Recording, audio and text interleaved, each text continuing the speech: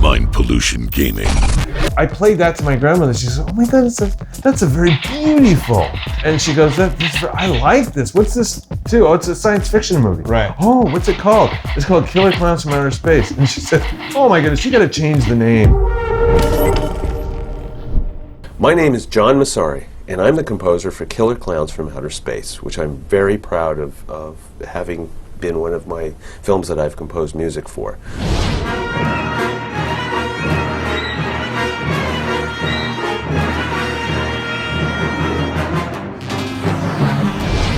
What's up, guys? Welcome to Mind Pollution Gaming. This is episode 6, and today's guest has composed music for hundreds of TV shows and movies, including the cult classic Killer Klowns from Outer Space.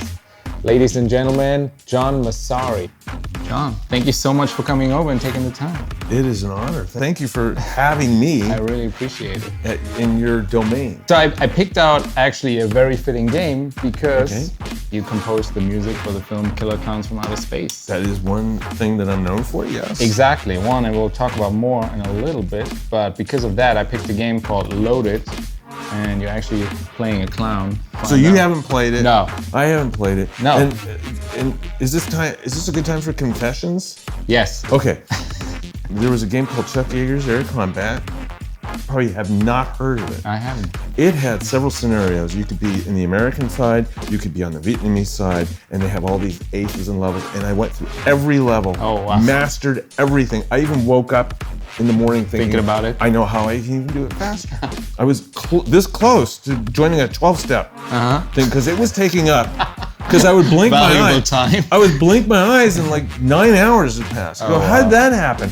But this is going to be the first time I've played a video game. Well, hopefully I won't. You won't get addicted. I won't get the DTs or something. Yeah, then oh God, I get to blame. Okay. Like I'll get blamed. All right, this is actually from 1995, so it's okay.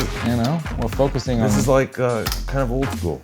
Okay, so I'm going to be operating one of these guys. Yes, sir. Okay, this has lots of stuff on it, and this is left and right. And what the hell is the analog button for? The analog button. That's not really important for this game. Is it going to introduce tape hiss and board noise? And aliasing? Exactly, that's what it is. Phase distortion. Okay, we're going to figure out start, select, and then these are going to be various things. Menu things I can choose. There's going to be direction. Right, that's definitely going to be direct. I just shot something. No, I think that's just the main. Wow, it does. It's so 1990. Right? Actually, 1994. Is this going into 95? Right. Look at that. Look at those colors. How the pixelation. I know. Let's see. 2-player. There we go. Oh gosh, I'm gonna be flank. Oh, you're already walking. How are you already Am I walking? Yeah, somehow you are. Wait a minute, but so you're which one am I? The left one. How come? Okay, watch. No, you got to use this one. Oh, what the hell are these for? That's what I mean. Some games, because especially older games, don't use those. Oh, so you just use right. Now see, I'm reversing mine and nothing's happening. Oh, really? Let's do that. He goes side to side. That's weird. Maybe I. Apparently we don't. See, now I put on analog and now it doesn't move at all. You know what? We're gonna switch to the Wii game. Okay, we're gonna go to the Wii game. Well, that was fun. We will play House of the Dead, since it's gonna be Halloween soon. Why would you want to play House of the Dead? What about the Land of the Living? But no, we're gonna play the House of the Dead. The House of the Dead. Yeah. Okay, so we've got here. I think literally all you need is this button. Wow, it's like a trigger. So what about this whole deal? Is my power on? Yeah. Yeah. Now what about this thing? You for don't need it. selecting? Okay. You don't need it at all. Wow. So it's literally just I basically at the screen. move around. Right. And where's the sensor that senses where I'm moving? Above the TV. That is totally awesome. Right? Okay. And then I just pull the trigger. And what does the trigger do? Shoot? Yeah. Oh God, it buzzes too. Yeah. Cool. Okay, hold on a second. See, I feel like doing this. Oh, wait a minute. It has a sight on it. Oh.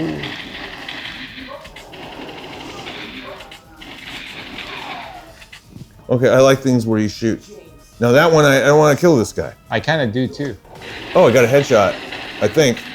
There you go. Oh, wow. Kids, don't do this at home. Oh, I think we got that. That was a really good shot. See, we're getting there. Yeah. We're getting there. Well, just as long as I can shoot stuff, I'm really good at it. Good. See, that's It's why one of these, you know, we have these games that have like, they have long story arcs. Yeah. That you have to know the characters and stuff Right, like right. that. It's like, what? Yeah. See, Can I this just is shoot a little, at stuff? Right. This Can I is just a little. shoot things down? This is a little easier. Wow, we just shot a freaking kid. I can't believe it.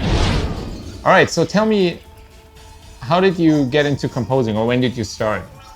Music for me gave me an experience, a very special experience, and in a crazy way, I was almost addicted to it. I went to a matinee, and I saw The Journey to the Center of the Earth. And movies fascinated me because they were, like I said, they were an experience. Right.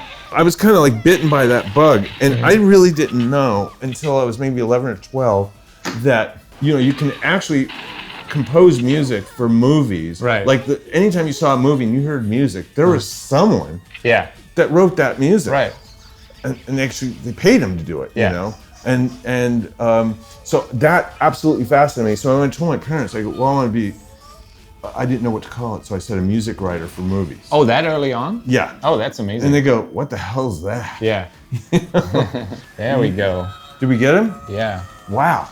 That's a lot of work. I know, right? Did they give you something for that? But at least we saw each other. That was us right now. Oh, wow. I think we're the guy. Do I have am I the lighter blue suit? I think so. Is that your color? Is it an Armani or something like that? I think so. Okay. Oh, we did it! I did We it just shoot again. the freaking kid every time. Well, he shouldn't look so suspicious. Right, I know. He's just like, especially also to our defense, in every horror film, every kid is creepy. Yeah. So, shouldn't put a kid there. That's all I'm saying. Because I went to UCLA and I thought, hey, well, what they're going to have, obviously, if you study composition, you're going to have concerts that your music's going to be played in. The film department is going to work with the music department to create. It's going to be really odd. None of that happened. You outlived me. He was like, you're kidding? Yeah. No. Yeah. Yeah. Whoa, I'm so awesome. It's all on you, man. I'm so awesome. Now what do? I have to finish the mission? Yeah. Oh shoot! Now It's all you're on telling you, me man. why do you do this? You leave me? Yeah. Can I get an extra bandolero with? Oh, you got me. So now he got you. Yeah. What are you gonna do? I think there's a third part. I'm gonna just put that one on. So That's we don't it. have That's to me. read it. Yeah, that was you. So I had the dark blue suit. I guess. That's Yeah. cool. That's cool. So, anyways, my concerts got better, and then it was my senior year, and I said, "Well, I'm gonna enter the Frank Sinatra award contest." So I did that, and I got first place because you get it was like performer, musician, and then composer. So I got one for composer, and I got to meet Frank Sinatra. Yeah. The real Frank Sinatra. Oh, that's awesome. I don't know if anyone knows who Frank Sinatra is. Well, Google it and you'll see. it's pretty underground. Yeah. So what's really funny is that the night of the concert, they give you, you get to take, you're promised that you're going to get a great portrait shot of yourself, and then a shot with Frank Sinatra. Right. Well, I wanted to go last, so I got the most time with Frank Sinatra. Right, Well, okay. I never got my time in front of the. We got shotguns now. Oh, this is like awesome. 10 times there you cooler. go. Okay, this is good. That's what we needed. Some more firepower. We can see the arms now when you reload. Like that's. Look at us. We look so much more That's badass. cool. Both of them. I'll Yeah. take either one of them. Seriously. Dan Taylor. Not the shitty suit people there. Like what was that? So you won the award. So he won the award, and then so here we are. So Variety magazine, the LA Times, and all these newspapers are there asking a million questions and everything like that. And I'm just sitting there. There's like snapping 1,000 pictures of me with Frank Sinatra, and I'm just smiling. Yeah. And so I always say that Frank Sinatra photobombed my my headshot. Right. So anyway, so you go to school and you're the head guy on the block or whatever. Right. And by the way, the guy that inspired me, he studied directly from Henry Mancini. So here's the takeaway. You find someone that raises the bar. Right. Right? That the bar's way up here. Oh, I have to down here where I'm really comfortable. Right. This ain't cutting it anymore. Right. I got to be able to reach that bar. Yeah. I don't know how to do it. Yeah. But in figuring it out. Right. Yeah. And do I have it all figured out? No, of course I don't. Will anything evolve from it? Maybe someday, soon. Right. Maybe something's evolving right this very minute Yeah. while we sitting here Right. wasting our time Yeah. playing this mindless game, Yeah. shooting at fictitious creatures. Why You did I gotta turn shoot his around? head. You gotta shoot his head. Now you tell me. Oh! Why am I turning around? Get back! Yeah, He's behind seriously. me. Like, why would you run away with? Oh shit! Game over. He cut you. I think I burned 20 calories Wow. in my wrist. When I met you, which was a couple months ago, you had this head from Killer Klowns. So I asked you, I'm like, can I have a photo with that?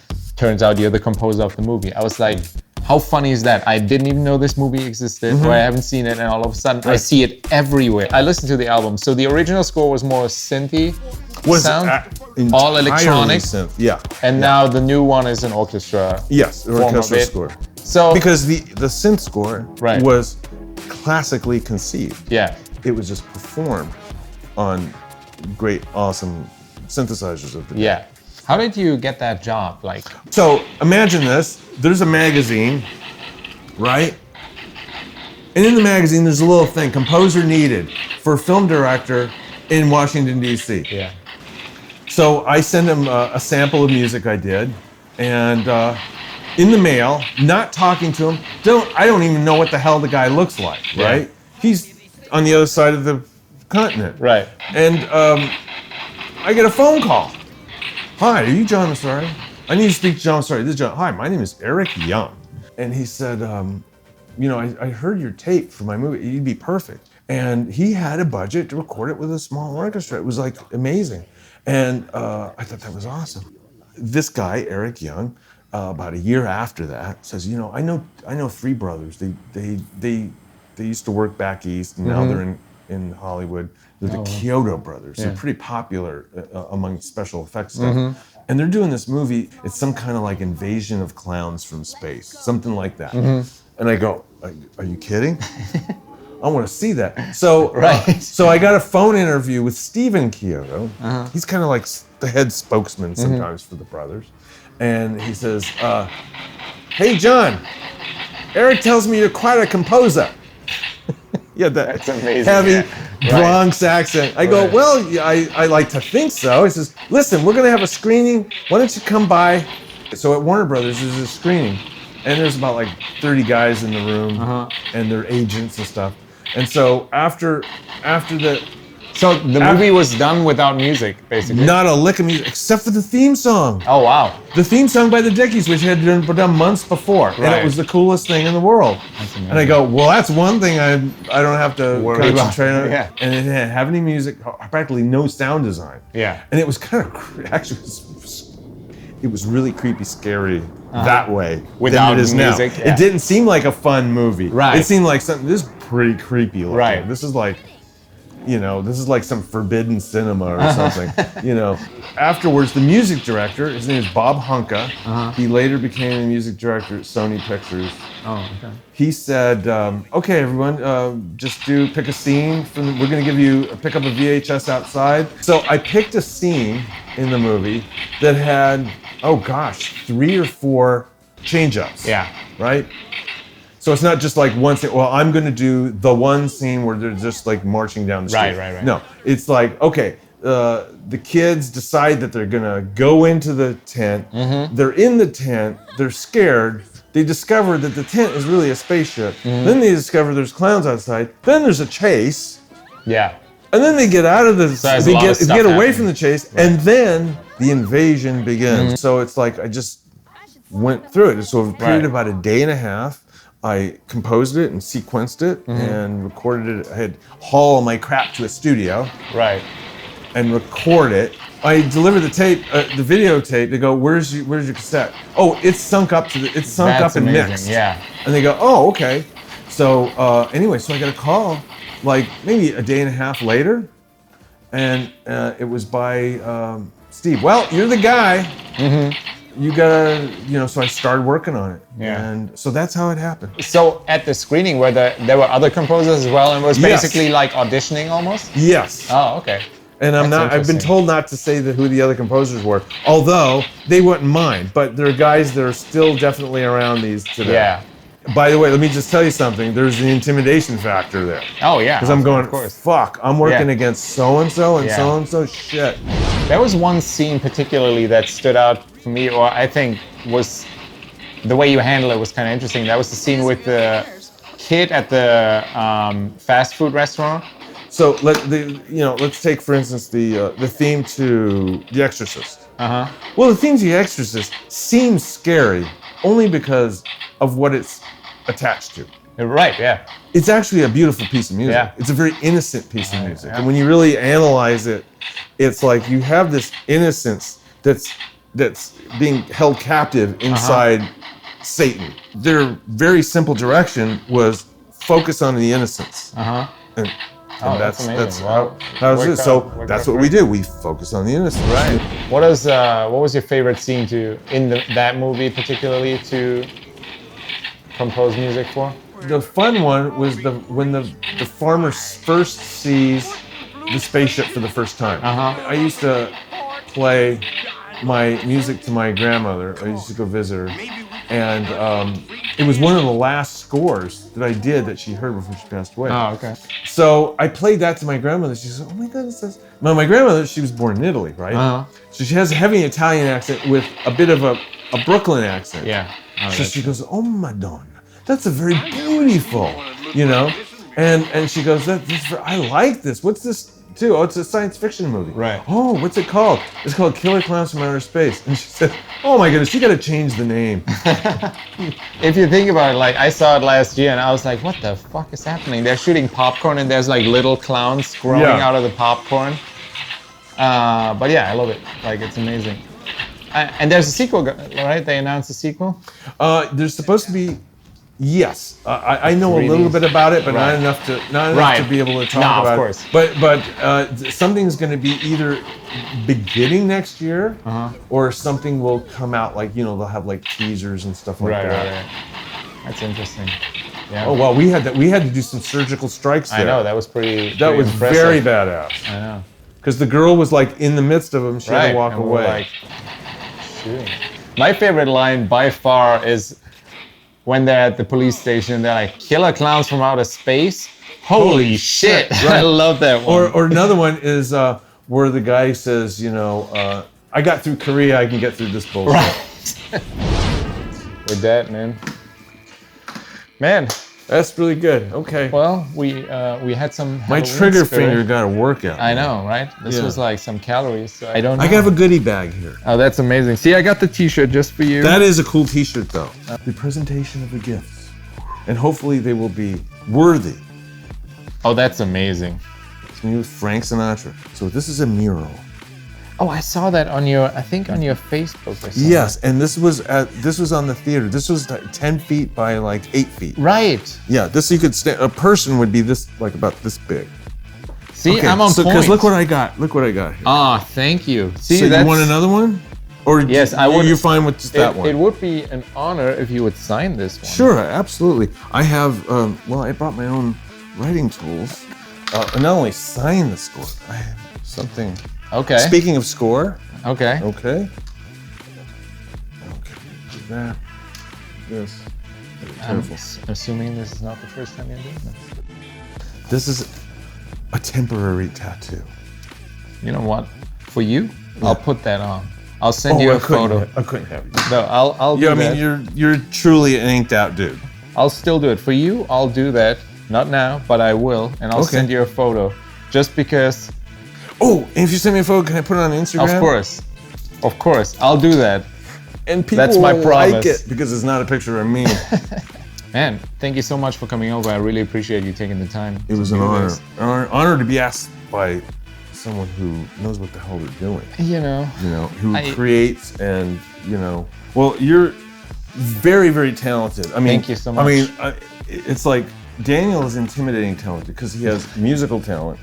He has DJ talent, which that's a whole thing. I mean, you've got to have game going on to be a DJ. Okay, now, and then he's a filmmaker. And did you write? You wrote that script, right? Yeah. You wrote a script. He wrote a script that I saw and I'm looking at it, I'm going, I'm thinking to myself, why didn't I score this?